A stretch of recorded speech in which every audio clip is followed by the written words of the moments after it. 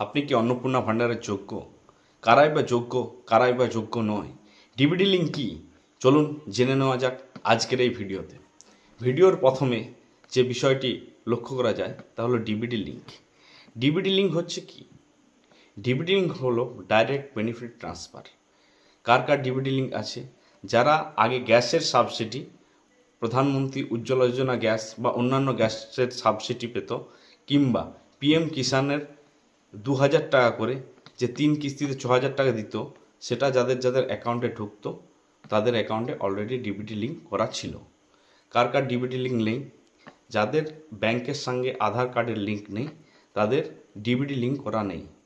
এবার আধার card link করলেই যে ডিবিটি লিঙ্ক হবে তার কোনো মানে নেই। ডিবিটি লিঙ্ক করতে হলে আপনাকে ব্যাংকে গিয়ে বলতে হবে যে আমি আমার অ্যাকাউন্টের সঙ্গে ডিবিটি লিঙ্ক করতে চাই। কীভাবে করবেন তা ব্যাংকে গিয়ে করলেই তারা বলে দেবে। এবার আসি অন্নপূর্ণা ভাণ্ডারে কারা যোগ্য। পশ্চিমবঙ্গের স্থায়ী বাসিন্দা এবং যেসব মহিলারা 25 থেকে 60 বছরের মধ্যে বয়স, তারাই হচ্ছে অন্নপূর্ণা